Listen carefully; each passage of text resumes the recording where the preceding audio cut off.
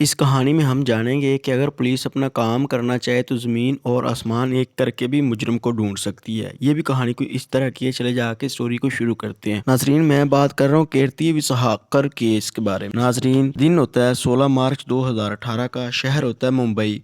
मुंबई में DP road होता है। वहाँ पे एक अपार्टमेंट में एक फैमिली रहती है। इसमें एक बड़ी बहन, एक छोटी बहन और एक माँ होती है। छोटी बहन जो होती है वो अपने घर से 15 किलोमीटर दूर एक ब्यूटी पार्लर में काम करती। नाजरीन ग्रामी, ये ब्यूटी पार्लर जो होता है मशहूर बॉलीवुड सेलिब्रिटी का होता है जिसका नाम होता है फरहान अख्तर।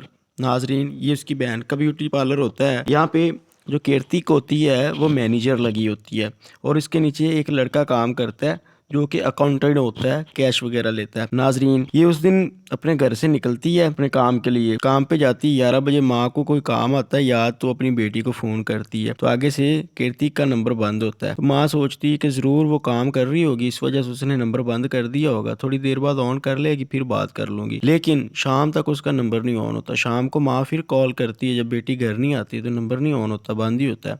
माँ परेशान हो जाती है, सारी रात उसे ढूंढते रहते हैं, उस पार्लर में फ़ोन करते हैं।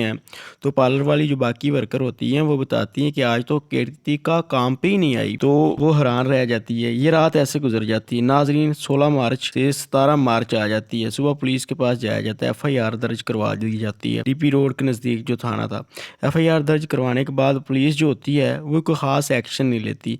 यूं वक्त गुजरता रहता है। वक्त गुजरते गुजरते नाजरीन 5 अप्रैल 2018 का आ गया। 15-20 दिन हो गए केस को ऐसे ही चलता। नाजरीन, 15-20 दिन के बाद पुलिस ने कोई एक्शन लिया। कार्तिक का मोबाइल नंबर लिया, उसकी लोकेशन वगैरह का पता कराया, लेकिन उनको कोई खास सबूत नहीं मिला। यूं नाजरीन ग्रामी, फिर ये केस बीच में पड़ा रहा और ऐसे पड़ा रहा। 2 महीने और गुजर गए। 2 महीने बाद ये केस जो था स्पेशल ब्रांच को दे दिया गया। स्पेशल ब्रांच अब अपने तरीके से इन्वेस्टिगेशन करती है। सबसे पहले वो कार्तिका के घर आती है, सारे बयान रिकॉर्ड करती हैं। फिर वो सोचते हैं कि ज़रूर इस घर से वो निकली है तो कहीं तो गई होगी। कैमरे चेक करते हैं रोड के ऊपर, इस घर के दाएं बाएं जो लगे हैं वो कैमरे चेक करना शुरू कर देते हैं। तो मेन स्टॉप के ऊपर पहुंचते हैं तो वहाँ पे देखते हैं कि एक कार आके कार्तिका के पास रुकी है। जब वो काम पे जा रही थी अपने घर से निकल के, तो उस कार में एक लड़की और एक लड़का बैठे थे, जिसमें कार्तिका भी फ्रंट सीट के ऊपर बैठ गई और कार चलना शुरू होगी। नाजरीन, पुलिस वाले गौर से कार का नंबर देखते हैं तो वो नंबर भी नोट कर लेते हैं। नंबर नोट करने के बाद उसकी ओनर का पता करते हैं। तो नाजरीन, वो खुशी नाम की एक लड़की होती है जिसकी वो कार होती है। नाजरीन, उसके बारे में पता चलता है कि वो जिस ब्यूटी पार्लर में कार्तिका काम करती है उसके साथ वाला ब्यूटी पार्लर उसका खुद का है। क्यों नाजरीन ग्रामी, पुलिस खुशी के पास जाके बयान लेती है। वो कहती है कि वाकया कुछ यूं था कि उस दिन मेरे साथ कार्तिका आई है और मेरे साथ एक लड़का था जिसका नाम था देश। ये अपना अकाउंट वगैरह बनाता था, पैसे वगैरह इकट्ठे करता था। तो नाजरीन, ये जो कृतिका होती है ये अपने ब्यूटी पार्लर की मैनेजर होती है। नाजरीन, ये साधु को एक मैसेज भेजती है, एक नोटिस भेजती है कि अपना काम करने का तरीका दुरुस्त कर लो, नहीं तो 1 महीने बाद तुम्हें फारग कर दिया जाएगा काम से। तो जब ये नोटिस भेजती है तो दूसरी तरफ वो जो होती है खुशी लड़की दूसरे पार्लर वाली, तो उसको पता चलता है कि इस सद्दात के बारे में ये बात कर रही है कृतिका। तो नाज़रीन, वो सद्दात की महबूबा होती है। नाजरीन, यहाँ पे आप लोग को बताते चलो, ये जो सदात है इसकी उम्र 29 साल है और वो जो इसकी महबूबा खुशी है उसकी उम्र 42 साल है। ये कुंवारा है, वो शादीशुदा है और उसके यहाँ एक बेटा भी है, लेकिन फिर भी वो इससे अपना अफेयर रखती है। तो नाजरीन, होता कुछ यूँ है कि ये खुशी जो होती है और सिदात होता है काफ़ी दफ़ा कृतिका को कहते हैं कि ये तुम नोटिस वापस ले लो, ये काम सीख जाएगा, सही काम करना शुरू कर दे, लेकिन वो नहीं मानती। वो कहती है कि नहीं, नोटिस अब मैंने जारी किया है, इतनी दफ़ा पहले मैंने इसको समझाया है तो ये मान नहीं रहा था, तो इसको काम करना नहीं आना, लिहाजा मैं इसे फारग ही कर दूंगी। तो इस वजह से वो उस दिन कार्तिका को कहते हैं हमने गाड़ी में बैठाया था, गाड़ी में बैठा के मुझसे रास्ते में राज़ी कर रहे थे कि वो मान जाए, नोटिस जो लिया है वो वापस ले ले। तो उसने बोला कि नहीं, मैंने नोटिस वापस नहीं लेना, तुम लोग जो करीबी रेलवे स्टेशन है नौजीना आबादी के साथ, तुम मुझे वहाँ पे छोड़ देना। तो हमने रश से पहले, स्टेशन से पहले उसे नौजीना आबादी के पास उतार दिया था। पुलिस वाले ये बात सुनते हैं। सुनने के बाद नौजीना आबादी के दाएं बाएं जो कैमरे लगे हुए थे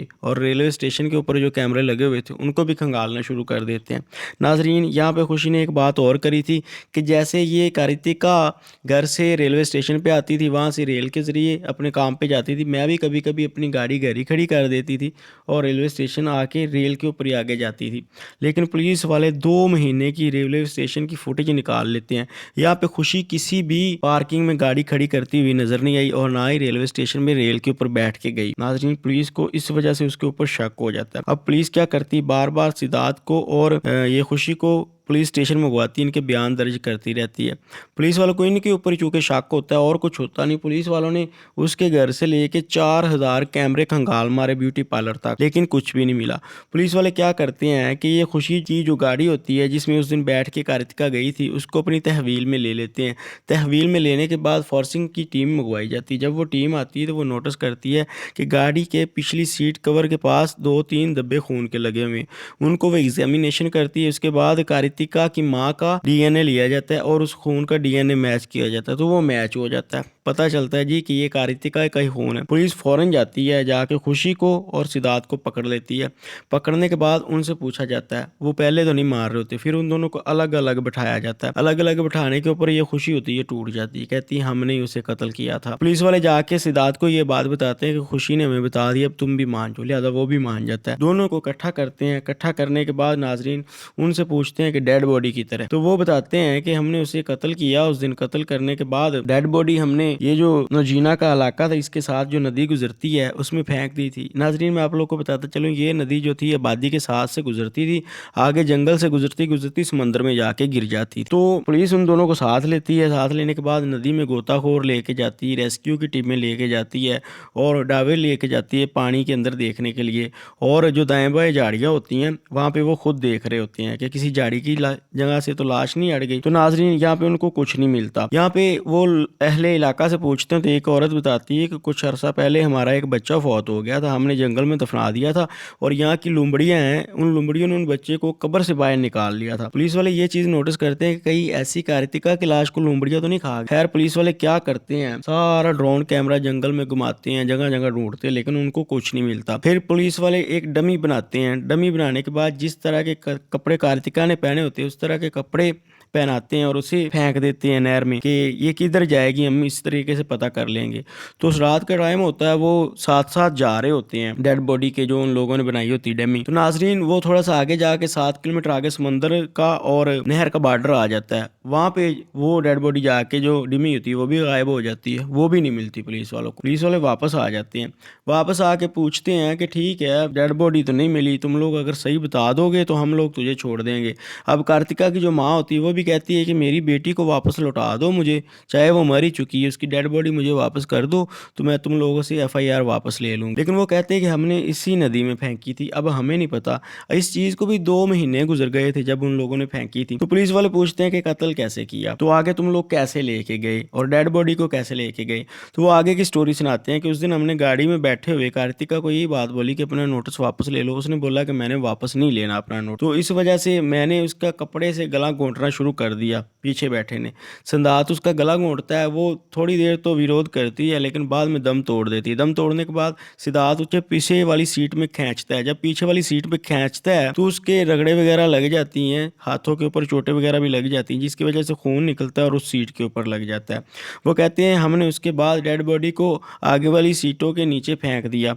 नीचे फेंकने के बाद ये खुशी कहती है कि मैं गाड़ी को लेके अपने घर गई, बिल्डिंग के नीचे अपनी गाड़ी खड़ी की और काम के ऊपर चले गए हम दोनों अलग अलग। जब काम से वापस आए शाम को तो हम लोगों ने उसको निकाला गाड़ी से और डिग्गी में डाला। डिग्गी में डालने के बाद हमने कार निकाली और चलना शुरू कर दिया कि इसकी डेड बॉडी को कहाँ पे फेंके।